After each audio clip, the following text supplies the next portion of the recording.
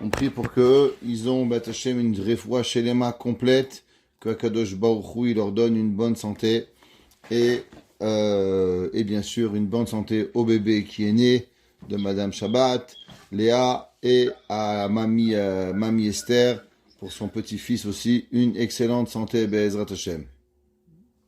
Amen, merci Rabbi. Amen, amen. Alors, Merci. on a ici, Amen, merci Rabbi.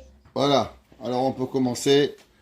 On va essayer de commencer cette Gemara. Vous savez qu'il y a certains noms dans la Torah qui ont été changés. Avram, Avraham.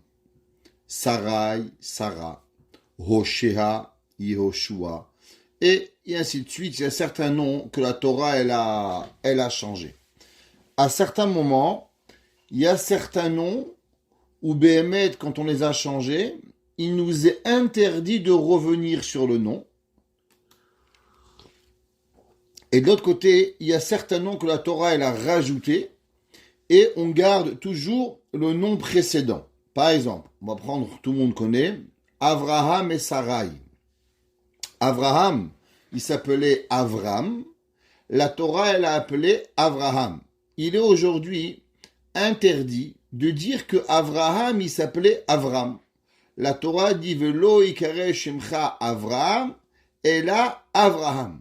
D'après la Gemara, celui qui appellerait Avraham Avram, il transgresserait un négatif de la Torah. C'est qu'il y a 365 mitzvot négatifs et 248 mitzvot positifs. Une des mitzvot négatives, d'après certains, c'est la mitzvah de ne pas appeler Avraham Avram. Quelle est la différence entre Avram et Avraham? Alors, Avraham était quand Avraham Avinu, il était le maître de Aram. Aram Naharaim était une place, et Avraham va être nommé roi de la place de Haram Naharaim. Av le Haram. Ça, c'est Avraham. Avraham, la Gemara a dit Av Hamon Goïm.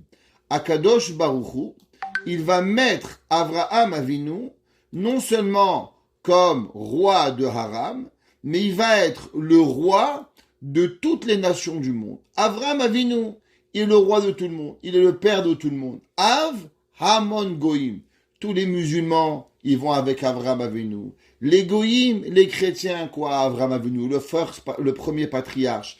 L'homme qu'il va principalement créer le monothéisme dans le monde. Ça veut dire que jusqu'à Avraham Avinu, il n'y avait pas un homme qui avait ce drapeau de monothéiste. Celui qui va changer la vision mondiale de la divinité, qu'on croit seulement à un seul Dieu, il s'appelle Avraham.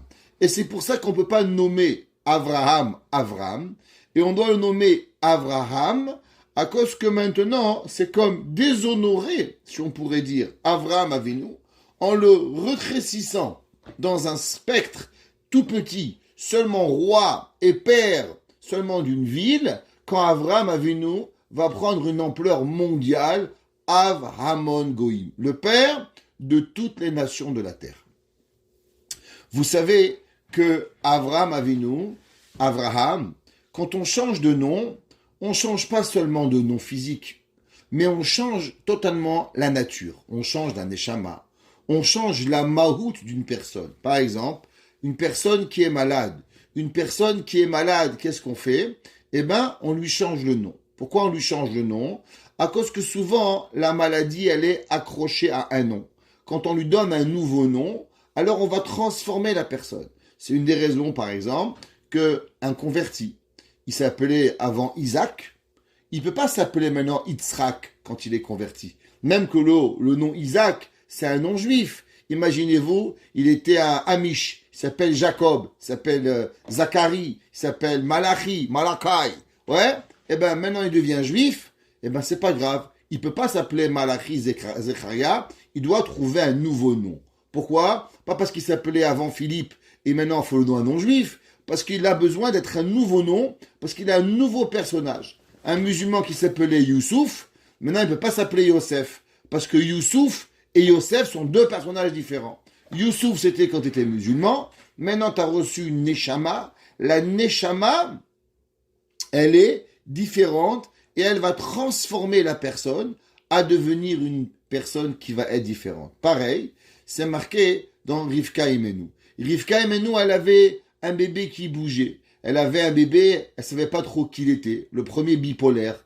Des fois, il voulait la Torah et des fois, il voulait aller à l'église. Quand il passait devant la yeshiva de Shem Ve'ever, il bougeait. Quand il allait devant la maison de Avodah Zarah, il bougeait. Alors, Rivka Vatelech, l'Hidrosh et Hashem. Elle est partie être Doresh Akadosh Baruch Hu. Il dit, c'est marqué dans les Sfarim, qu'est-ce que ça veut dire l'Hidrosh et Hashem? Alors, les Sfarim, ils disent qu'elle était partie, peut-être qu'elle pensait que son nom Rivka était pas un bon nom, et que peut-être en changeant de nom, alors automatiquement, elle aurait eu un meilleur mazal pour avoir un meilleur enfant. Vous savez que changer de nom, c'est quelque chose de très dangereux. C'est marqué dans le Sefer Ber Maim Chaim qu'une personne qui change de nom ou qui fait changer de nom sans connaître le secret du changement de nom, il est un assassin. Parce que quand on change de nom, on change le mazal. Et comme on change le mazal, véritablement, c'est terrible. On lui change toute sa vie. Et comme on lui change toute sa vie, c'est pour ça qu'il faut faire excessivement attention au changement de nom. C'est pour ça qu'il y a seulement très peu de rabbanim dans le monde qui changent les noms. Aujourd'hui, nous avons Raphaël Kanievski qui est connu, qui a cette force de changer le nom, de rajouter des noms. Mais on ne joue pas avec ça. On ne va pas juste changer de nom comme on a envie. Je m'appelle plus Israël, je m'appelle David, je m'appelle Yitzhak, je m'appelle Akiva. Ça ne marche pas comme ça. Le changement de nom est un nom très très très important qui change de mazal. La Gemara a dit par exemple que Avram Avinu devait pas avoir d'enfant. Avram Avinu, il a dit à Kadosh Baruch Hu, j'ai vu dans les astres que Avram n'aurait pas d'enfant. Et il lui dit, c'est vrai, Avram n'a pas d'enfant, mais Avraham va avoir des enfants. Et Avram va avoir 10 enfants. Il va avoir Yitzhak, il va avoir Ishmaël, et il va avoir encore une fille, et il va avoir encore 8 enfants avec Ketura. Donc on va voir que Avraham va véritablement avoir plusieurs enfants. Sarai va pas avoir d'enfants, mais Sarah va avoir d'enfants. Il y a certains noms que la Torah, elle fait pas un Shinui Hashem, elle change pas le nom, mais elle rajoute un nom. Pareil, quand des fois il y a un homme qui est malade, alors les Grabanim, des fois ils disent, il s'appelle plus Yosef, mais il va s'appeler Raphaël. Et des fois, on lui rajoute un nom. Prenons l'exemple de Rabban Sitruk, quand il est tombé malade, alors avant il s'appelait Yosef, après on l'a appelé Yosef Chaim. On lui a rajouté un nom. Le Ben Ishraï, lui aussi, son vrai nom n'était pas Chaim, était seulement Yosef. À l'âge de 8 ans, il va tomber dans un puits et va faillir mourir. Et il va rester sous l'eau pendant plusieurs minutes et il était pratiquement mort clinique. Et on va prier pour lui et on va lui rajouter le nom Chaim et c'est là qu'il va revenir à la vie. Et on va l'appeler Yosef Chaim. Donc on voit qu'on lui a pas changé le nom, mais on va lui rajouter un nom. La Gemara, elle va débattre dans la Gemara dans Masechet Brachot, à savoir, il y a un personnage qui nous intéresse ce soir, il s'appelle Yaakov Avinu. Yaakov Avinu, il va avoir 2 noms. Il va avoir Yaakov, et le malach va l'appeler par la suite Israël, qui sarita imelokim va anashim batuchal. Car tu vas être capable de battre et de combattre un ange qui sarita imelokim. L'ange, c'est un din, c'est quelque chose d'extraordinaire. Vatuchal, tu étais capable. Souvent l'homme, il sait pas la force qu'il a.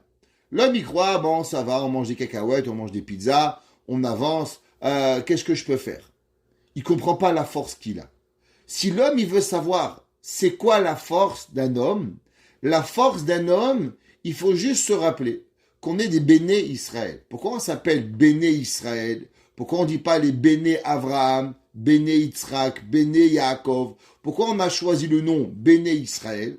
Principalement parce que ce nom Israël, qui sarita imelokim va anashim vatuchal, que l'homme il est capable véritablement d'avoir des forces qui sont angéliques, qui sont plus que des anges. C'est marqué dans Chazal que les anges, quand ils sont venus sur terre, ils n'ont pas été capables de faire ce que nous on a fait. Comme on va voir plus tard, que les anges que Akadosh Baruch Hu, il va envoyer sur terre avant le Maboul, les anges, ils ont vu les hommes fauter, et ils ont dit, mais qu'est-ce que c'est ces hommes? Comment les hommes peuvent courir derrière les Ta'avot? Comment les hommes arrivent à se sauver et à être tellement connectés à la Avera? Et Akadosh Baruch Hu, il leur a dit, mais vous comprenez pas. Si vous étiez là-bas, eh ben, vous ferez pire. Ils vont dire, mais ça va pas, on va se rappeler de toi, Akadosh Baruch Hu, le créateur du ciel. Et Hachem va prendre 2 anges et va les envoyer sur terre. Et ces anges-là, ils vont fauter et malheureusement, ils vont devenir pires que tout le monde. Et ils vont s'appeler Béné Elohim. Et ils vont se permettre de tout, ils vont complètement oublier Akadosh Baruch Hu. Achiman, Shishav et Taimai, les 3 géants, étaient ni plus ni moins les enfants de ces anges-là qui vont arriver. Ça s'appelle les Réphaïm. Les Réphaïm sont connus dans toutes les cultures. Prenez en Chine, au Japon, dans le monde entier, on parle des Réphaïm. Les Réphaïm, ce sont ces géants et on ne sait pas d'où ils sont venus. Pourtant, la Torah nous dit que les Réphaïm proviennent des Malachim. Les Malachim, ils sont forts dans le ciel. Mais quand ils viennent sur terre, ils sont pas aussi forts que nous. Qui c'est qui est fort? Nous sommes forts. Béné Israël. C'est pour ça qu'on s'appelle pas les Hébreux. On n'est pas un peuple d'Hébreux. Ouais, on peut être même d'un Palestinien, c'est pas grave, on s'en fout. Parce que nous on s'attache pas à une terre. On s'attache à quoi? À Béné Yaakov. Béné Israël. C'est quoi Israël? Israël, c'est pas la terre. La terre, elle n'est pas importante pour nous. Qu'est-ce qui est important? Nous sommes un peuple d'avoir une neshama. La terre d'Eretz Israël, elle nous bénit parce que nous bénissons la terre. Quand nous faisons des mitzvot, quand nous faisons la Shemitah, quand nous faisons les Masrot, quand nous faisons ce qu'il y a à faire, alors la terre, elle se bénit, elle nous bénit, et ensemble, on se bénit l'un avec l'autre pour pouvoir arriver. Donc c'est comme un 4 à 4, nous faisons en Eretz Israël, et Israël nous redonne. Malheureusement, la Torah nous dit que si nous comportons mauvais et mal en Eretz Israël, eh ben la terre nous rejette. Parce que la terre elle-même, elle a ce besoin de Torah et de mitzvot pour pouvoir vivre, avoir. Donc nous, c'est quoi Béné Israël? C'est que nous sommes les enfants de ce pouvoir extrême qui s'appelle Kisaritai Melokim Va'anashim Batuchal. On a parlé souvent des 2 forces que nous avons et des 2 façons de voir l'homme. De ce qu'on va appeler la façon qui est de Slabotka et la façon de ce qu'on appelle de Novardok. Est-ce que l'homme, il doit regarder à travers Gadlut à Adam ou l'homme, il doit regarder par rapport à Katnut à Adam? Rappelez-vous ces 2 termes-là, la grandeur de l'homme ou la petitesse de l'homme. L'homme, en vérité, il a 2 façons comment se prévenir des Averot. Est-ce que l'homme, il va se prévenir des Averot en pensant qu'il est petit, en pensant à combien véritablement il est infimement petit dans la création du monde. Il y a des milliards de planètes plus grands que toi et elles suivent les directions de Akadosh Baruch Hu. Et comment moi, un homme aussi infime, j'aurais même pensé à aller contre la volonté de Akadosh Baruch Hu.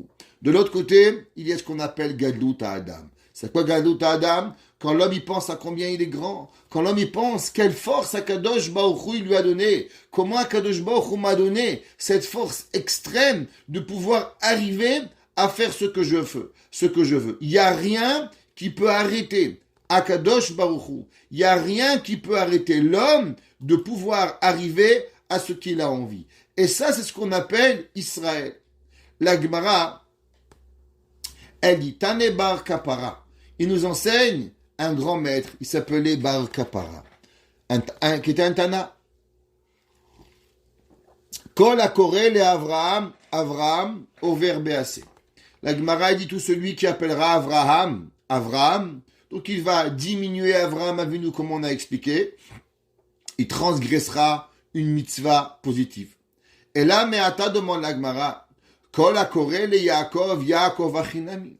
La Gemara dit, si tu me dis que nous sommes obligés d'après Avraham, à cause qu'Akadosh Baruch Hu dit qui est Shemecha Avraham, que Dieu lui a donné un nouveau nom, et à partir de maintenant nous sommes obligés d'appeler Avraham, alors Yaakov a venu aussi. Et le malach dit Lo ikare Shemcha Yaakov, qui im Israël. La Torah elle a dit qu'on va pas appeler Yaakov, on va l'appeler Israël. Alors est-ce que nous transgressons une halakha assez positive ou négative par rapport à continuer à appeler Yaakov Avinu. Est-ce qu'on doit dire Israël Avinu ou on doit dire Yaakov Avinu? Et la Gemara dit non, tu sais, on peut encore continuer à appeler Yaakov Yaakov à cause que on va voir dans les versets Akadosh Baruch Hu, même après qu'il va changer le nom de Yaakov à Israël, Akadosh Baruch Hu lui-même va continuer à l'appeler Yaakov. Comme on va voir qu'au moment où Yaakov Avinu, il va descendre en Eretz Mitzrayim, alors Akadosh Baruch Hu, il va lui dire Vayomer Ya Elokim le Israël bemarot alayla, Vayomer Yaakov Yaakov. À Torah, elle va nous dire qu'Akadosh Baruch Hu, il va rentrer dans le songe de Israël et il va l'appeler Yaakov. Donc du fait qu'on sait que la Gemara nous enseigne que Akadosh Baruch Hu lui-même, il garde les mitzvot. Akadosh Baruch Hu lui-même, il fait le Shabbat. Akadosh Baruch Hu lui-même, il garde toutes les mitzvot. Donc du fait que Akadosh Baruch Hu lui-même, il a appelé Yaakov Yaakov, après qu'il lui a donné le nom Israël, ça veut dire qu'il ne nous est pas interdit d'appeler Yaakov Avinu Yaakov, même après la mitzvah que la Torah nous donne de l'appeler Israël. La question, elle est, en vérité, elle est plus forte. Vekashituva. Shadra bayoter ayamuchach leshanot shemo shel Yaakov. On a expliqué que le nom, il veut tout dire. La Gemara a dit que Rabbi Meir badik bishme. Rabbi Meir Baalanes, il faisait très attention comment un homme il s'appelle. Si un homme s'appelait voleur, Rabbi Meir, il ne faisait pas confiance. La Gemara dit qu'un jour, il arrive dans une auberge. Et il y avait là-bas un aubergiste qui s'appelait voleur. Et il dit, je lui fais pas confiance. Il va me voler. Et c'est vrai, il lui a volé. Ça veut dire que le nom, il est très important. Il a une influence sur la personne. Exemple, prenez certains noms. On peut savoir c'est quoi leurs traits de caractère. Est-ce qu'ils sont durs? Est-ce qu'ils sont souples? Est-ce qu'ils ont une envie? Il y a des noms qui sont véritablement et qui donnent une hashpa'a sur la personne. Il y a des noms, la Gemara a dit qu'un homme qui s'appelle Dan, par exemple, c'est un homme qui est dur. La Gemara a dit pourquoi? Parce que le mot Dan veut dire justice. Et la Gemara a dit que tous les descendants de Dan, la chevet de Dan, eh ben ils avaient cette forme de justice inculquée dans eux et qu'à chaque fois qu'ils pouvaient, ils disaient Donu dini, faites-moi un jugement. La Gemara a dit qu'il y avait un homme, la Gemara dans Pesachim Dav Gimel, la Gemara a dit page 3.1, la Gemara a dit qu'il y avait un homme, à chaque fois qu'il a un problème, allons au Bédine. La Gemara dit celui-là, il doit descendre de la tribu de Dan. Pourquoi? Parce que Dan veut dire justice. Il est trop derrière le jugement. Et la Gemara, ils ont vérifié, ils ont trouvé que véritablement il est arrivé. Ça veut dire qu'il y a les noms, ils sont véritablement une influence sur la personne. Demande le Zera Shimshon, s'il y avait un nom qu'on aurait dû changer, eh ben on aurait dû changer Yaakov. Abraham, père de Aram, père du monde, après tout, il est le père de quelqu'un. Ça veut dire qu'on l'insulte pas, on lui a peut-être moins fait de l'honneur, on lui a moins fait du kavod. Mais que veut dire le mot Yaakov? Yaakov veut dire le talon. La Torah nous dit que Esav, il dit Vayaakov ben Izé Pa'amaim. Esav, il a dit, mon frère, il porte bien son nom. Mon frère est toujours derrière moi. Mon frère, il m'a pris la Bechora. Mon frère, il m'a volé la bracha. Mon frère, il est toujours en train de me talonner. Donc le mot Yaakov vient du mot qu'il est en bas, Ekev. Ouais. Que veut dire le mot Israël? Le mot Israël, c'est l'opposé. Kisarita em Elohim manashim batuchal. Le mot Israël représente être totalement en haut. Alors je vous pose une question. Du mot Avram ou Avram, papa de Aram, papa du monde, mais tiens, papa quand même.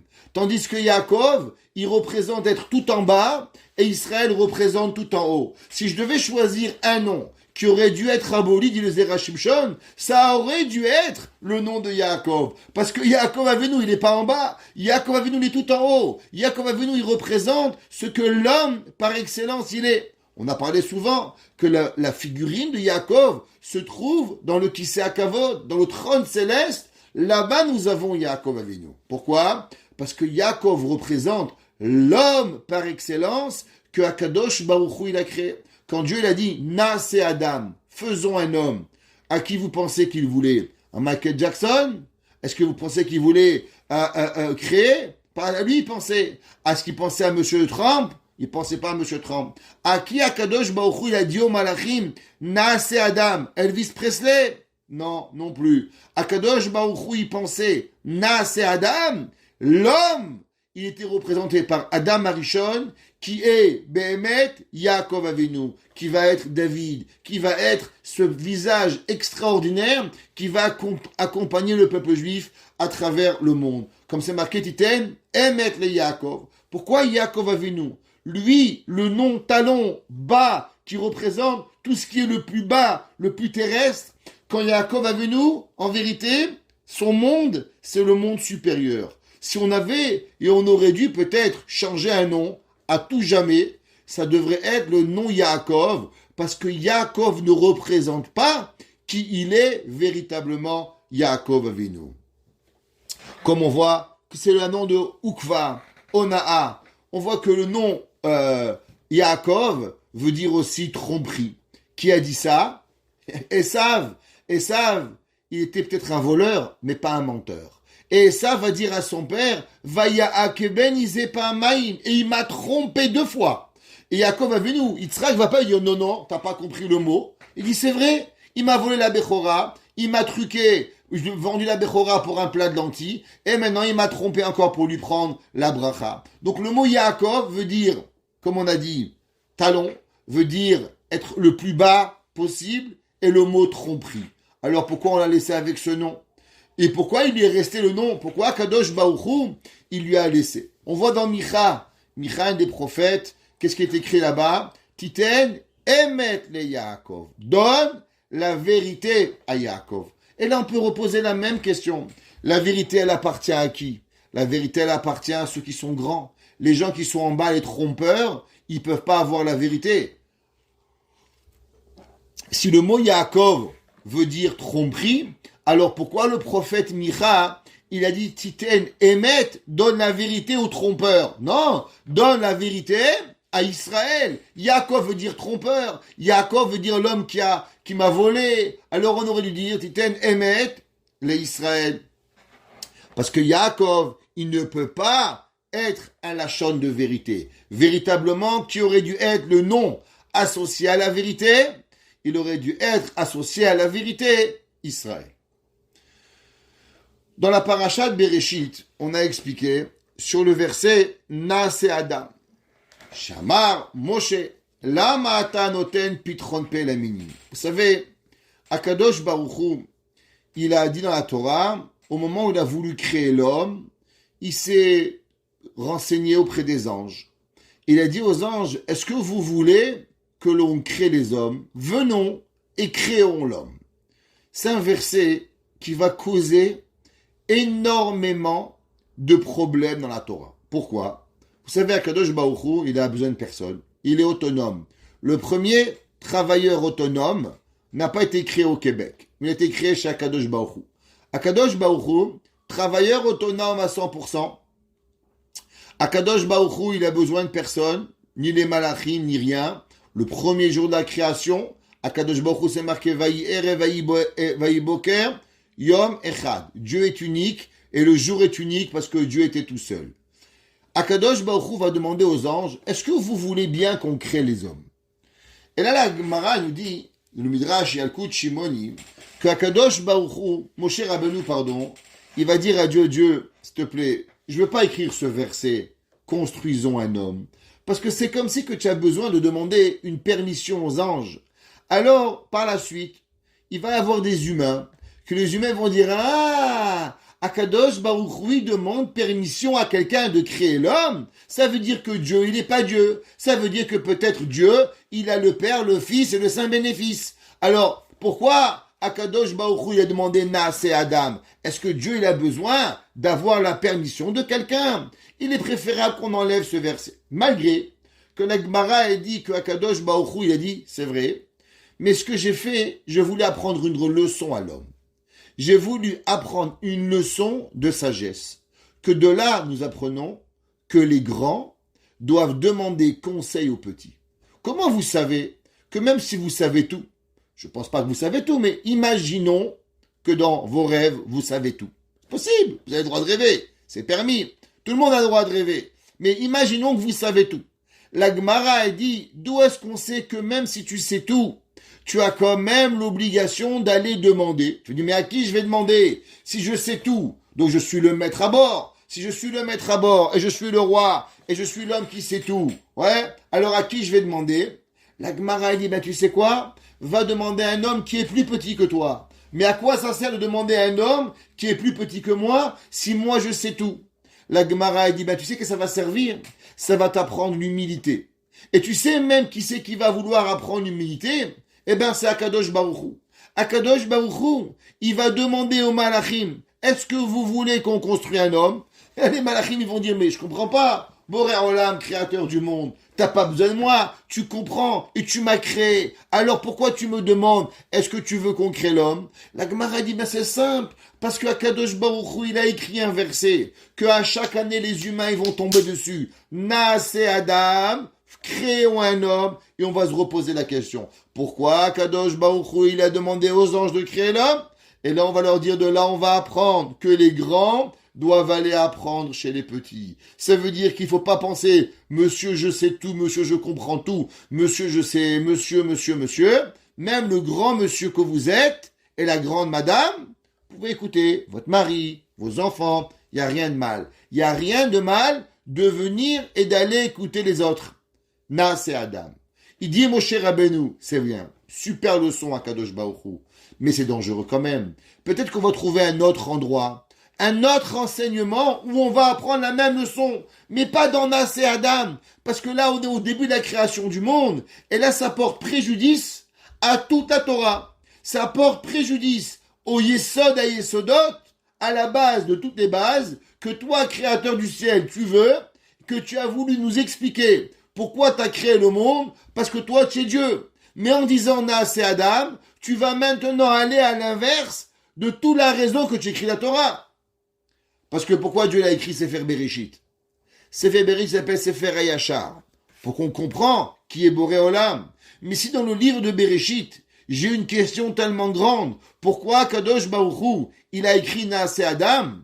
On pourrait se poser la question que peut-être ça amène à confusion et ça devient dangereux. Et regardons la réponse de Kadosh Baruch Hu. Même Moshe Rabbeinu, le grand Moshe, il a eu peur de ce pasouk. Et il lui répond Dieu. Ve'eshiv lo HaKadosh Baruch Hu. Katuv, non Moshe, va, n'aie pas peur. Écris, Naaseh Adam, on va faire. Ve'arotze lit'ot it'e. Dieu, il dit, tu sais mon fils Moshe Rabbeinu, je t'adore. Merci de penser à moi. Je sais que tu penses à moi. Mais tu sais, dans le monde, les gens qui veulent se tromper, ils vont toujours se tromper.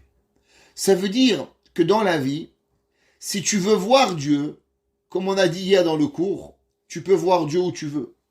Tu veux voir Dieu à Auschwitz, tu vois Dieu à Auschwitz. Tu veux voir Dieu à Montréal, tu vois Dieu à Montréal. Tu veux voir Dieu dans l'autobus, tu vas voir Dieu. Et si tu veux pas voir Hachem, même dans le Sefer Bereshit, où Dieu il explique comment il a créé le monde, tu vas pas voir Akadosh Baruch Hu. Sham pirashnu, she'en anu acharaim. Les Misherotse, les Trazek Besvara Chalusha. Et là, je vais expliquer qu'est-ce qu'il dit le Zera Shimshon. Le Zera Shimshon, il dit, vous savez, dans la vie, il y a deux personnages. Il y a des gens qui veulent voir Akadosh Baruch Hu. Et à travers les cours de Torah, ils voient la vérité.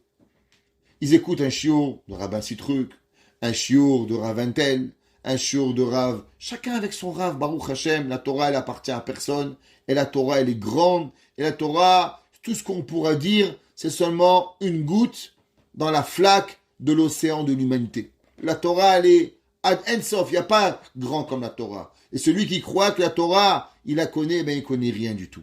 La Torah tellement elle est grande. Souvent dans un cours de Torah, on peut se poser la question, est-ce qu'on doit dire toute la vérité? Est-ce qu'on doit dire la vérité?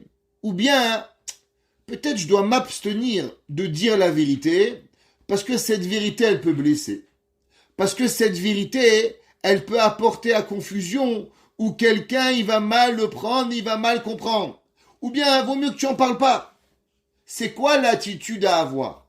Est-ce que je dois dire la vérité, quoi qu'il en coûte, et que ceux qui voudront étudier la Torah, eh ben, ils vont étudier, et ils vont comprendre, et ils vont faire les nuances nécessaires, ou bien, non, je me retire, je cache la vérité, et je la donne seulement à des personnes qui sont capables de l'écouter. Un débat qui est depuis des millénaires chez tous les rabbins.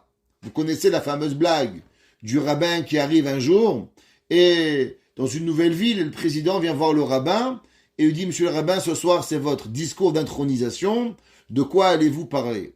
Il dit « Ben, je vais parler de cacheroute. » Il dit « Surtout pas, je suis le propriétaire de McDonald's. » Il dit « Bon, nous allons parler de Shabbat. » Il dit « Surtout pas, le vice-président est Mechalel Shabbat. » Il dit « Bon, je vais parler des mariages mixtes. » Il dit « Surtout pas, le deuxième vice-président est marié avec une Goya. » Il dit « Bon, alors je vais parler de Shabbat. » Non, on peut parler. De quoi vous voulez que je parle? Ben, parler de judaïsme. Alors, c'est quoi le judaïsme? C'est pas Shabbat, c'est pas Kashrut, c'est pas les mariages mixtes. C'est quoi exactement le judaïsme? Eh ben, ça doit, généralement, les présidents, ce qu'ils veulent, souvent, c'est qu'on parle de sujets qui dérangent personne. Ça veut dire, il y a une guerre, et je mâche bien mes mots, entre les présidents de communautés qui sont attirés à avoir des gens, pour souvent avec de l'argent, et les rabbins qui veulent parler et dire certaines vérités, à les ramener à la Torah. Et trouver la bonne balance, elle n'est pas facile. Et je vous le dis, en tant que rabbin de 28 ans à Montréal, c'est pas facile de trouver la bonne balance. Des fois, on fait des erreurs à gauche et on essaye de pas en faire à droite. Parce que de jamais, chas v'shalom, manquer de respect à Kadosh Baruch Hu. Les humains, on s'arrange avec eux. Mais avec Dieu, ça, on peut pas s'arranger. Alors, le Zera Shimshon, il dit, est-ce qu'un rave, il doit cacher la vérité? Est-ce qu'un rave doit choisir ce qu'il va dire pour faire plaisir aux humains? Et il dit le Zera Shimshon, en aucun cas. Le rave ne doit changer la Torah pour faire plaisir à un humain. D'où nous voyons cela? De Akadosh Baruch Hu. Hachem va jeter un pavé dans la mare qui va mettre des millénaires et des milliers de personnes dans l'erreur. Comment? En disant Naaseh Adam, créons l'homme, on ouvre la porte à l'inverse de la Torah. La Torah, c'est le monothéisme. Disons que Dieu, il demande à un homme, allons, venions et créer l'homme. Donc, il s'attaque à deux personnes, Naaseh Adam, faisons. Eh bien, déjà, on part d'une trilogie. Dieu préserve, on peut arriver à des bêtises, mais qu'on va plus s'en sortir. Il dit à Kadosh Baruch Hu, c'est pas grave. T'es pas responsable de la Torah. Toi, t'enseignes la Torah. T'enseignes la vérité. Akadosh Baruch Hu, il a dit, il y a un Dieu. Akadosh Baruch Hu dit, Shema Yisrael Hashem Elokeinu Hashem Echad. Ve'at Hashem Elokecha bechol le'vavcha. Ah, ça te déplaît, la Torah. Ça te déplaît qu'on dit que Akadosh Baruch Hu. Ça te déplaît qu'on parle de Shabbat. Ça te déplaît qu'on parle de Kashrut. Ça te déplaît qu'on parle de Mikveh. Ça te déplaît qu'on parle de la Shonara. Ça te déplaît qu'on parle de mensonges. Oui, mais aujourd'hui, le monde, les médias, c'est pas important. La Torah, elle change pas.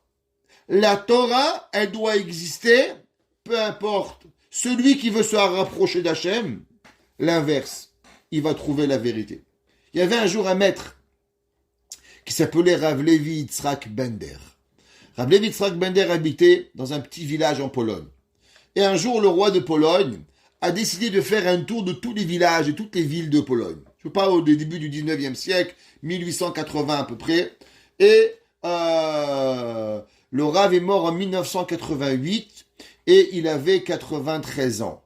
Et l'histoire s'est passée quand il avait 8 ans. Donc on est à peu près 1890 et quelques, l'histoire s'est passée. Et bien sûr, le rabbin de la ville ne savait pas parler un mot de polonais. Donc qu'est-ce qu'on a fait?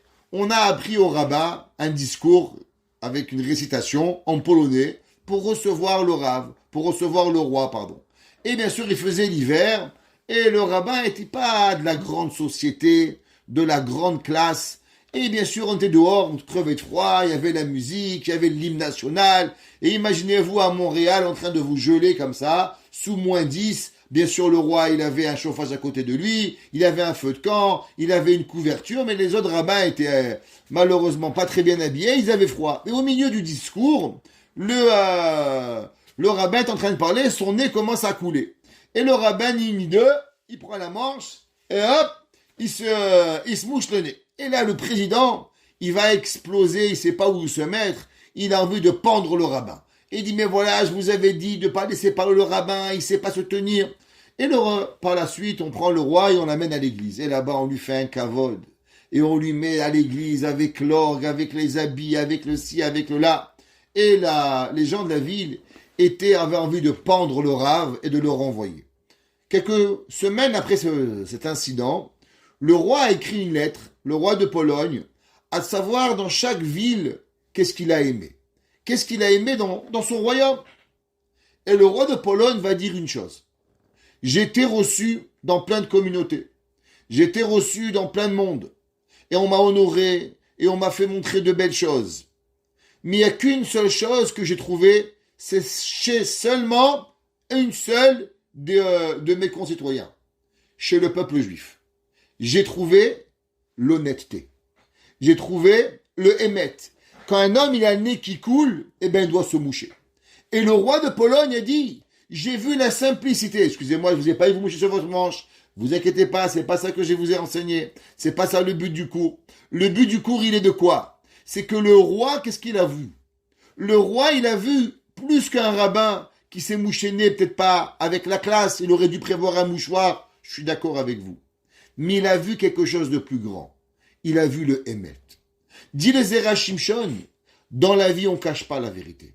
Akadosh Baruch Hu, il dit, Naseh Adam, faisons l'homme. À l'homme, il va se tromper.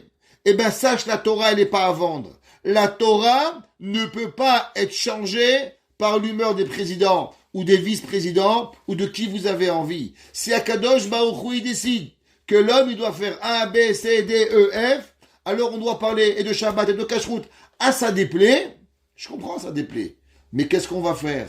Comment on peut? Le Rav Obadia Yosef, un jour, il y avait un shochet qui n'était pas cachère, qui n'était pas bon, le Rav l'a enlevé. Le shochet arrivait avec une arme, il a voulu tuer le Rav, et il lui a dit, si tu changes pas ta lettre, je te tue. Le Rav, il lui a ouvert la veste, il lui a dit, tue-moi, mais je changerai pas ma lettre. Pourquoi? À cause que la vérité, elle est peut-être pas bonne à écouter, mais la vérité, elle doit être dite. Et l'homme, il doit vivre avec cela. Alors, on a expliqué, chez le Mishéroté Trazek Besvara Chalusha, כדי להחיש את האמת. והחנמי, או איש שלפי האמת שם יעקב, נקרא כך, לפי ששכרו אינו אלא בעקב דהיינו בעולם הבא. Il dit le Zera Shimshon, une réponse extraordinaire. Il dit, que veut dire le mot Yaakov? Yaakov veut dire deux choses. Yaakov veut dire tromperie, t'as raison. Vayakevenize pa'amayim. Mais pourquoi Behemet, Akadosh Baruch Hu a appelé Yaakov Yaakov? Yaakov veut dire le dernier. Qu'est-ce que ça veut dire le dernier? Vous savez tous que Yaakov et Esav, ils se bagarraient dans le ventre de leur mère. De quoi ils se bagarraient? Ils avaient de quoi manger, ils avaient de quoi boire, ils apprenaient la Torah, ils avaient ce qu'ils voulaient. Un bébé dans le ventre de la maman, il est heureux, il n'y a rien besoin d'autre. Il sait même pas ce qu'il a dans le monde. Il est le bébé le plus heureux. Alors de quoi ils se bagarraient? Chachamim, ils nous disent que Yaakov et Esav, ils étaient conscients qu'il y avait deux choses. Il y avait le Olam Haba et il y avait le Olam Hazé. Et Yaakov et Esav se posaient la question, est-ce que qui va recevoir le Olam Haba et qui va recevoir le Olam Hazé? Le premier qui sortait du ventre, c'est lui qui obtiendrait le Olam Hazé, et le deuxième, alors il obtiendrait le Olam Haba. Yaakov Avinu, il a laissé Esav sortir en premier, parce qu'il lui a dit, toi tu as le Olam Hazé, mais moi qu'est-ce que je veux? J'ai le Olam Haba. Ça veut dire que le nom Yaakov, il a deux connotations. La première connotation qui représente la fin. Que veut dire la fin? Tu sais qu'est-ce que moi je vais avoir? Toi Esav, tu as ce monde. Toi Esav, tu as ce qui est fait, ce qui est là. Tu sais, c'est comme le Coca-Cola. C'est bon, c'est magnifique, mais ça vaut $2. Coca-Cola, c'est toujours le même goût. C'est très bon quand c'est froid. En spécial, $1 la bouteille. Pas en spécial, $1,49 la bouteille. T'es jamais déçu. Mais ça coûte $1,50. Prenez le vin, pas pareil. Ça vaut $20, ça vaut $30, ça vaut $100, Ça dépend de votre mazal. Des fois c'est bon, des fois c'est pas bon. Vous savez pas ce que vous obtenez. Des fois c'est très bon, des fois c'est pas bon. Ce qu'il y a, c'est quelque chose qui est caché et qui va arriver derrière. Le Coca-Cola, c'est là. C'est simple. C'est exactement, vous l'avez et vous connaissez le goût de A jusqu'à Z et dans 50 ans, il y aura le même goût et ça va pas changer. La boisson, elle est pareille. Esav, c'est Minachon Assoui. Terminé. Yaakov, Esav, il prend ce qu'il y a. Il prend le Coca-Cola, il prend le vin, il prend ci, il prend là. Il sait qu'est-ce qui arrive. Qu'est-ce que Yaakov a venu, il a choisi? Il a choisi de prendre Yaakov. C'est quoi Yaakov? Yaakov, c'est ce qui représente le monde après. C'est ce qui représente le Olam Haba. Tu le vois pas. C'est ce qui vient après. Maintenant, toi, tu peux choisir. Tu peux dire que tu sais pourquoi les Juifs, ils s'appellent Yaakov. Parce que c'est des voyous. Tu peux le dire. Mais moi, je sais pourquoi je m'appelle Yaakov. Moi, je m'appelle Yaakov. Il dit Yaakov Avinu parce que moi, j'ai choisi le Olam Haba. Maintenant, toi, ça te fait plaisir de dire que Dieu, il y a deux bons dieux, Naas et Adam. Choisis, c'est pas, ne regarde pas. Parce que la vérité, ceux qui veulent voir la vérité, ils vont le voir. Et ceux qui veulent pas le voir, ils vont pas le voir. C'est pas parce qu'il y a une vérité et que toi, tu la comprends mal que je vais la changer. C'est pas parce que toi, tu ouvres Shabbat que je parlerai pas de Shabbat. Ah, maintenant t'as un problème. Je te respecte. C'est pas grave. Mais la Torah ne peut pas être changée à cause que toi, tu as une mauvaise compréhension de la Torah. Dis le Zera Shimshon, du fait que Yaakov Avinu, il a choisi le nom Ekev. Yaakov, par rapport à quoi? Par rapport au Olam Haba. Alors même qu'il va s'appeler Israël, mais jamais on va pouvoir lui enlever le choix initial qu'il a fait d'être appelé Yaakov par rapport au Olam Haba. En vérité, pourquoi il s'appelle Yaakov et pas Ekev? Parce qu'il touchait le talon. Eh ben, la réponse, elle est, le passou qui dit Kibeya Hashem, Tsur Olamim. Le verset nous dit que Akadosh Baruch Hu, Kibeya, Yud et He, avec ces deux lettres, Tsur Olamim, tu as créé les mondes. On sait que le mot Yud, la lettre Yud, est la plus petite lettre de l'alphabet et elle est écrite sur la ligne. Vous savez, dans la Torah, généralement, on fait des lignes, des sirtutim, et on écrit les lettres.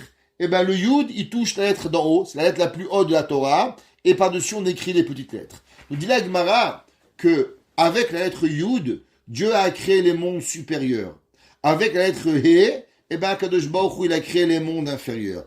Tout le monde, tout ce que vous voyez ici, les éléphants, les singes, les poissons, les montagnes, tout n'a été créé qu'avec une lettre. La lettre He. Tous les mondes supérieurs ont été créés qu'avec la lettre Yud. Le sabbat de Novardo, sabbat de Slabodka, il disait, si l'homme, il veut savoir la puissance de la Torah, regarde, Dieu, avec deux lettres, il a créé l'humanité, il a créé l'univers. Une lettre Yud, tous les mondes supérieurs. Une lettre He, tous les mondes inférieurs. Kibeya Hashem, avec la lettre Yud et la lettre He, Tsur, tu as créé, Olamim, au pluriel, Olam, singulier, Olamim, pluriel, les deux mondes. Pourquoi Yaakov, il s'appelle Yaakov et pas Ekev? Parce que Yud représente les mondes supérieurs, comme on a dit. Donc Yud, Akev. Tu sais qu'est-ce quand Yaakov a venu, il va recevoir le monde supérieur, le monde Yud, eh ben quand il va être Akev, quand il va être à la fin des temps, quand il va passer ce monde-ci, où ce monde, il est seulement un monde préparatoire au monde supérieur, c'est pour ça que Yaakov, il s'appelle Yud Akev. Ce que moi j'ai, c'est le Yud. Yud représente le monde supérieur. Ah, et quand est-ce que je vais avoir mon monde supérieur? Eh ben, Akev, seulement quand je vais avoir véritablement le monde après. Ah, maintenant, tu dis, ouais, mais tu sais, le mot Ekev est dangereux. Parce qu'un homme, il peut croire que t'es un bandit. Il peut croire que les Juifs, on est des arnaqueurs. Hein, c'est connu. Les nations du monde. Ça fait des millénaires qui disent que les Juifs, ils aiment l'argent. Ça fait des millénaires qui nous insultent. Pourtant, ceux qui donnent le plus de tzedaka, c'est qui? Eh ben, c'est les Juifs.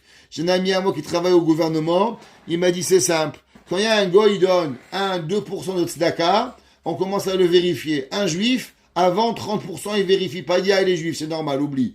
10%, 20%. C'est des fous, les Juifs. C'est comme ça, ils le savent. Et pourtant, on nous traite à nous de radins. Ça veut dire que celui qui veut voir et qui veut comprendre le mot Yaakov, que le mot Yaakov représente quoi? représente le Olam Haba, vas-y. Tu veux croire que je suis un voleur, ça me dérange pas. Comme c'est marqué, Ve'af Esav Aracha, Efshar Shelo Kivan Oma B'fikar Nikra Shemo Yaakov, Mishum De'agvu Pamay, De'imken Oma Akven Ize Pamay. Et là, Vadam Yeklim Mouchar She'em Shtet Dvarim. Il dit, même Esav, en vérité, il a compris. Esav, il a compris que Yaakov, son nom Yaakov, ça représente le Olam Haba. Seulement quoi? Seulement, il a fait une action qui était aux yeux de Esav, malheureuse, qui était trompeuse. Et l'explication, elle est comme ça. Shemo Yaakov, klomar, bevadai sheshem Yaakov, nikra al shem haekev, dainu shescharo yelebaso. On sait que notre but à nous, c'est pas de ce monde. Ce monde, comme on a expliqué, ressemble à un couloir pour arriver au Olam Haba, pour arriver à une fin. Omnam. Zeaya siba shabrachot nitnu le Yaakov. On sait que Yaakov Avinu, il a mérité les brachot que par rapport que véritablement il a voulu recevoir il a voulu recevoir les brachot par rapport au Olam Haba. Ça veut dire que en vérité, il y avait une question. Qui c'est qui devait recevoir les brachot? Est-ce que Yaakov devait recevoir les brachot ou Esav devait recevoir les brachot? C'est quoi la question? C'est quoi la question et c'est quoi la machloket véritablement entre Esav et entre Rivka et Yaakov, à savoir est-ce qu'on doit avoir les brachot? Vraiment, on avait déjà expliqué une fois que la machloket qu'il y avait entre Yaakov et Esav est la même machloket qu'il y avait entre Caïn et Hevel. Caïn avait le monde, Esav avait les animaux. Alors, Hevel, Caïn a dit à Hevel, je comprends pas, si tu as le monde m'appartient, alors va dans les airs, tu veux pas vivre dans mon monde. Pourquoi? Parce que le monde, il m'appartient. Et c'est pour ça que Esav Aracha, il disait que le monde appartient à Yaakov Avinu, et du fait que le monde, il appartient à Esav, alors Yaakov n'a droit à rien. N'a droit à rien dans ce bas monde. Yitzhak Avinu disait que si vraiment Yaakov Avinu, il veut le Olam Haba, alors il ne peut pas recevoir ce Olam. Donc à qui reviennent les brachot? Les brachot, elles reviennent à Esav. Rivka a dit non, l'inverse. Du fait que Esav, il a choisi ce monde, donc le monde, il est naturellement positif à Esav. Prenez le Canada, il fait rien, il reçoit les plaines du Canada où on plante du blé, on plante du maïs, il fait rien pour, à part boire de la bière et manger de la poutine. Ils ont rien inventé. Akadosh Baruch Hu leur vient une bracha. Prenez l'Amérique, qu'est-ce qu'ils ont fait au monde? Ils ont créé la bombe atomique. Ouais, et c'est même pas du trafic. Et vous connaissez la chanson au moins? Non, ils ne connaissent pas. C'est pas grave. Alors, là, ils ont la bracha. La bracha, elle leur vient tout seul. La bracha, elle n'a pas besoin d'avoir un supplément de bracha. Pourquoi Edom n'a pas besoin de supplément de bracha? Elle a dit, Rivka, du fait que lui, le monde appartient à Esav et que le monde, il est venu servir Esav, que Esav l'a choisi, donc naturellement, il a en lui-même la bracha du monde. À l'inverse, qui c'est qui a besoin d'une bracha pour survivre? C'est Yaakov Avinu. Du fait que Yaakov, la Torah, c'est son monde. Olam Haba, c'est son choix.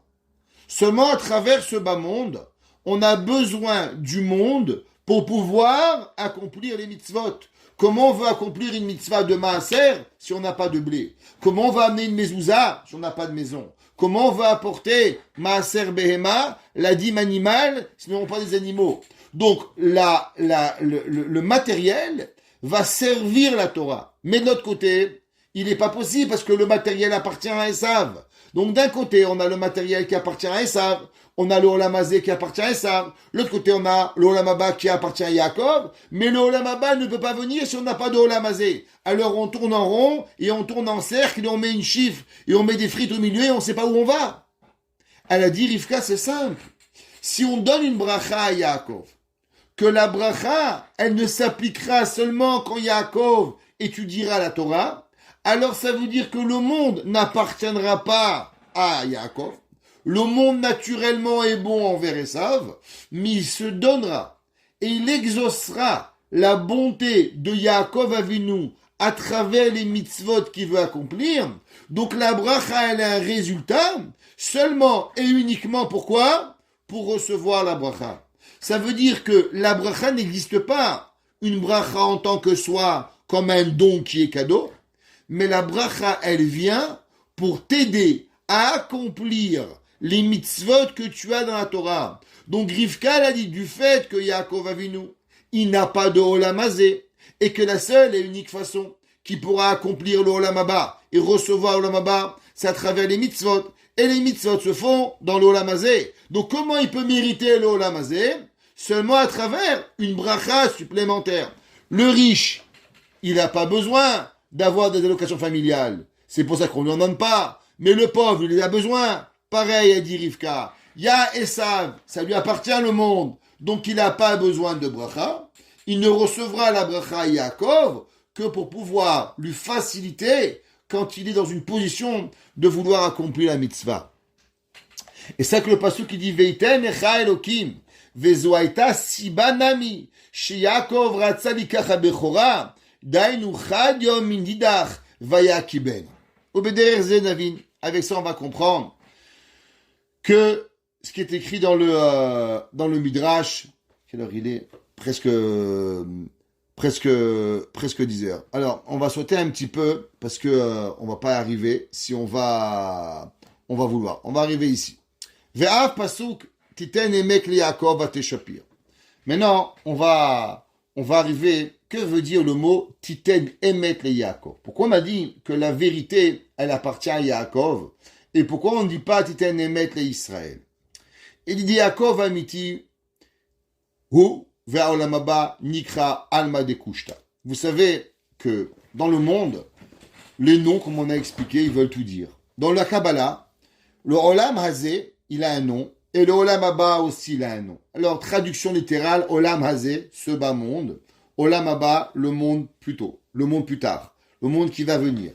Dans la Kabbale, ils ont un deuxième nom. Ça s'appelle ici Alma de Shikra, le monde du mensonge. Ici, tout est mensonge. Celui que tu crois qui est en haut, il n'est pas en haut. Celui que tu crois qu'il est en bas, en vérité, il n'est pas en bas. La Gemara dit que Rabbi Shimon ben Yochai, il est monté au ciel, il a vu. Ils m'ont dit, Rabbi, qu'est-ce que tu as vu en haut ? Il a dit, j'ai vu le monde, en vérité, il est un miroir à l'envers. Celui qui est ici, il est en haut, il est en bas. Et celui qui est ici en bas, eh ben en haut, il est en haut. Ça veut dire qu'en vérité, c'est un miroir. Ce qui est en haut ici, il est en bas là-bas, et ce qui est en bas ici, il est en haut ici. La Gemara a dit, demandez les rabbins, nous on est, et dit, vous les rabbins, où vous êtes, vous êtes. S'il est en bas, en haut. Ça veut dire que le rab, en vérité, il change pas. Parce que le rab, il a rien à lui. Le rab, c'est la Torah. Le rab, il transmet. Le rab, il est par rapport à ce que la Torah lui donne. Donc, il n'a pas de changement. Donc, le Olam Hazé, il s'appelle Olam Alma di Shikra. Il s'appelle le monde du mensonge. Le Olam Haba, il s'appelle Alma de Kushta. Kushta en araméen, ça veut dire la vérité. Vous savez, il y avait une ville en Syrie, comment elle s'appelait ? Kushta. C'était le quoi ? La ville de la vérité. Où là-bas, les gens, ils montaient pas. Une longue histoire, pourquoi ça s'appelle comme ça ? Mais il en reste, c'est qu'il y avait une ville même qui s'appelait la ville de la vérité. Ve'ate shapir mekusha lefidarkenu. Lama titen emet le Yaakov. Pourquoi c'est marqué la vérité à Yaakov ? Mais pourtant, Yaakov Avinu, il a pris les brachot à travers un truc. Il a pris la brachot à travers une arnaque. Et là, on doit dire que la volonté d'Akadosh Baruch Hu, elle était comme cela. Kedei sheisbelu ol hagalut veirshu haolam haba sheu olam emet. Ça veut dire que le but du monde, en vérité, c'est quoi ? Le but, c'est pas de ce monde. Akadosh Baruch Hu n'a jamais créé ce monde en but, et il n'a créé ce monde, seulement en moyen. Il faut toujours se rappeler ce principe. Le Olam, ici, n'est pas un but. Le Olam, ici, est seulement un moyen. C'est comme le travail d'un homme. Un homme, il est docteur, il est médecin, il est avocat, c'est pas le but. Le but, c'est d'être un bon juif. Le but, c'est de servir Hachem. Comment toi tu sers Hachem? Ben moi je suis rabbin, toi tu es avocat, lui il est plombier, l'autre il est poubellier, l'autre il est médecin, l'autre il est gynécologue. Chacun il a son travail.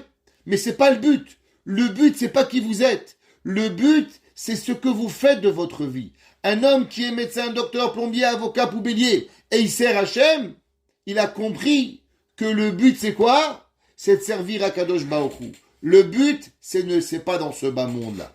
Akadosh Baruch Hu, il a compris qu'en vérité, l'homme, il doit arriver au Olam Haba. Et pour pouvoir arriver au Olam Haba, il faut que jamais le but devienne ce monde. Et que ce monde reste le moyen. Et comment on arrive à ce qu'en vérité, l'homme, il comprend que le Olam Hazé, il est le moyen et il n'est pas le but. Eh bien, si on avait eu le Olam Hazé comme Esav, qu'on mange, on boit, on dort, on n'est jamais en exil, Eretz Israël nous appartient depuis des millénaires, comme la France, elle appartient aux Français, aux Gaulois, depuis des millénaires. La Torah nous parle de Tsarfat dans Obadiah. Vous imaginez que dans le verset de Obadiah, on nous parle de France, on nous parle de la Gaule. La Gemara nous dit que Rabbi Akiba, il est parti en Gaule. Il y a 2000 ans, on parle de la Gaule. La Torah nous parle de la France, il y a plus 3000 ans, on parle de la France. Et pourquoi les Français ne sont pas déménagés? Parce que les Français, le but, c'est de la France. L'Amérique, c'est les Amériques. On bouge pas. C'est quoi le but du juif? Le but du juif, c'est pas d'être ici. Le but du juif, c'est de plus tard. C'est pour ça qu'à Torah te dit, Akadosh Baruch Hu, il a voulu que ton bonheur, que ton plaisir matériel, il va changer. Et il va s'interchanger. Et il va évoluer à travers tes actions pour que jamais tu penses pour une seule seconde que le but, c'est le moyen. Que tu comprends toujours que le moyen c'est le moyen et que le but c'est le but. Comment? Quand tu vas aller en exil, quand un jour tu seras à Paris, quand tu seras à Meknes, pauvre de eux, quand un jour tu seras à Tunis, Baruch Hashem, quand un autre tu seras à Alger, chacun d'où il vient, et que Kadosh Baruch Hu nous garde tous, et spécialement les Tunisiens, je rigole, c'était une blague parce qu'il y a des Tunisiens qui me regardent, on aime tout le monde, Travé Shalom, il arrive c'est que quoi? C'est quand l'homme, il voit qu'on est un jour au Canada, un jour à Tunis, un jour à Barbès, et un jour où vous voulez. Mais le but, c'est quoi? C'est que tu comprends que le Olam Hazé, c'est rien. La preuve, c'est que tu bouges tout le temps. Et qu'est-ce qui ne bouge pas avec toi? Eh bien, la Torah, elle ne bouge pas avec toi. Les halachot ne bougent pas avec toi. Un jour, on est venu me voir, on m'a fait une proposition de devenir rabbin dans une communauté. Alors, ils avaient écouté que j'avais des connotations un peu chassidiques. Alors, ils m'ont demandé la question suivante. Bonjour, monsieur le rabbin, que pensez-vous du sfaradisme au XXIe siècle? On était vers la fin du XXe siècle, on était aux alentours de 1998-99. Alors là, je leur ai dit, ça dépend ce que vous appelez le sfaradisme. Si vous appelez le sfaradisme, les lois du Shulchan Aruch, Rabbi Yosef Karo, le Rambam, le Roche, tous nos grands décisionnaires séfarades, eh bien, je vous garantis que dans 50 millions d'années, on apprendra encore le sfaradisme. On apprendra encore l'halakha de Rabbi Yosef Karo. Maintenant, si vous prenez le sfaradisme pour les coutumes culinaires, alors je pense que dans très bientôt, on se rappellera plus comment on fait la minina et les gens, ils finiront par manger de la poutine très bientôt. Bien sûr, vous comprenez bien que j'ai pas eu le travail et j'ai pas eu le job. Pourquoi? Parce que pour eux, était important autre chose que la Torah. Ça veut dire que le juif, il n'est pas tellement intéressé à savoir qu'est-ce qu'on mange et qu'est-ce qu'on boit. Le juif, c'est quoi? C'est sa maout. Le juif, c'est son état d'âme. Il dit le Zera Shimshon, Akadosh Baruch Hu, à travers l'exil, il nous a préservé que l'on comprend que véritablement, ce bas monde n'est que le moyen. Et que le but, c'est quoi? C'est que le Olam Haba. Eh ben, c'est pour ça que Akadosh Baruch Hu a dit Titen, Emet le Yaakov. Qui c'est qui va recevoir le Emet? Qui c'est qui va recevoir la personne qui va vivre? C'est quoi le Emet? On a dit il y a quelques minutes, s'appelle le monde de la vérité. C'est quoi le monde de la vérité? Eh ben, le monde de la vérité, c'est le Olam Haba. Comment on obtient le Olam Haba? C'est seulement parce que c'est Yaakov. Seulement parce que c'est plus tard. Et comment tu obtiens plus tard ce monde? Eh bien, tu obtiens ce monde plus tard quand la bracha, elle vient et elle va être aléatoire. Des fois, elle est là, des fois, elle n'est pas là. Et que tu comprends que tu dois prier à chaque moment pour avoir. Adraba tov haya shitol habrachot bederech hashara velo yelahem galut klal. Alors, pourquoi on a eu la bracha à travers cela? Le chesed d'Avraham, et on terminera avec cela. Le chesed d'Avraham, il dit, qui était le grand-père du Chida, Rabbi Chaim Yosef David Azoulay, qui est de nos aïeuls, que son nom est béni et que son âme soit bénie pour nous, et qui guérit tous les malades. Eh bien, son grand-père s'appelait Rabbi Avraham Azoulay, un grand Mekoubal. Et le chesed d'Avraham, il dit que Akadosh Baruch Hu, il a demandé à Avraham Avinu, il lui a dit à Avraham, que choisis-tu? Choisis-tu que tes enfants vont en exil ou que tes enfants vont au Gehinam, en enfer, pour expier leurs fautes? Et Avraham Avinu a dit à Kadosh Baruch Hu, je t'en supplie, tout sauf le Gehinam. Et à Kadosh Baruch Hu, de sa bonté, il nous a exilés. Et il nous exile et il nous fait souffrir, qu'on se lève le matin et on n'a pas de maison, on n'a pas de terrain, on n'est pas chez nous, et on se sent mal. Et tout ça, c'est pour qu'une raison. Une seule et unique raison. Qu'on n'oublie jamais, qu'en vérité, le monde, c'est juste un moyen. Alors le chesed d'Avraham, il dit, mais Avraham Avinu a demandé à Dieu, et il lui a dit, Dieu, mais j'ai peur qu'après 2000 ans d'exil, mes enfants vont oublier. Parce que c'est bien de les punir, mais la punition, faut elle a un but. C'est comme un père. Un père, il punit son fils une fois, 2 fois, 3 fois. Si l'enfant, il recommence, c'est que la punition, elle marche pas. Alors on lui demande de changer. Avraham Avinu, il dit à Dieu, mais regarde Akadosh Baruch Hu, j'ai peur qu'après 2000 ans, ils vont tellement être en exil qu'ils vont oublier Akadosh Baruch Hu. Alors Akadosh Baruch Hu, il dit, t'inquiète pas. Asher nishbata ala avotenu, titen emet le Yaakov, asher nishbata ala avotenu, ve'av gam zod biotam beretz, ove'em lo meastim, ki ani Hashem Elokechem. Que Akadosh Baruch Hu, il dit, ne t'inquiète pas, que même après 2000 ans de galoute, j'assurerai que le peuple juif n'oublie jamais la raison pourquoi il est là, et que véritablement, notre but, c'est le Olam Haba. Alors le Zera Shimshon, il termine et il dit, c'est pour ça que le peuple juif, il a ces deux qualités. Il a cette qualité extraordinaire qui s'appelle Israël, qui s'aritaï melokim vanashim batuchal. L'homme, il est capable d'arriver à des hauteurs extraordinaires. Mais il y a une chose qu'il faut que jamais qu'on oublie, que le but de l'homme, il est seulement d'arriver dans le Olam Haba. Et comment l'homme se rappelle de ça? Avec ce nom Yaakov, Yud, Olam Haba, et Kev, le monde d'après. Que l'homme, il doit savoir que même si nous sommes en exil, mais véritablement l'exil est seulement pour nous arriver et nous rappeler à arriver au Olam Haba. Titen emet le Yaakov.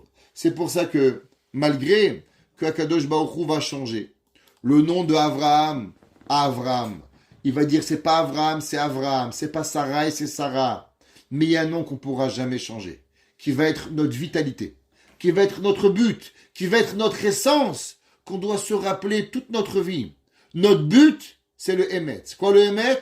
Le Olam Haba. Yaakov représente le Olam Haba. Ah, alors pourquoi j'ai eu le monde à travers une façon qui est bizarre, j'ai reçu les brachot? Eh bien, pour te rappeler que dans ce bas monde, rien ne te viendra facile. Parce que ici, on n'est que dans le moyen et on n'est pas dans le but. Et pour que jamais notre monde, notre vie, elle est à se rappeler qu'on n'est pas venu ici pour manger du sushi. On est seulement dans un moyen d'arriver au Olam Haba. Alors la parnassa nous est difficile. Le shalom bayit nous est difficile. L'éducation nous est difficile. Et avec tout cela, on se rappellera de prier, d'étudier, de se rapprocher de Akadosh Baruch Hu, afin qu'à chaque moment de notre vie, on n'oublie jamais le but que Akadosh Baruch Hu nous a créé, d'arriver au but ultime, au Olam Haba, et que ce bas monde est seulement le moyen. Que Akadosh Baruch Hu y fasse, que ma chère vienne, que tous les malades guéris, qu'ensemble que la terre se remplit de sagesse, et que nous connaissons Akadosh Baruch Hu, et que nous avons, et plus jamais, de penser à croire que ce bas monde est le but, mais qu'il est seulement le moyen, et que ensemble nous arrivons à la compréhension ultime de notre but dans le monde. Baruch Hanai Leolam. Amen ve Amen.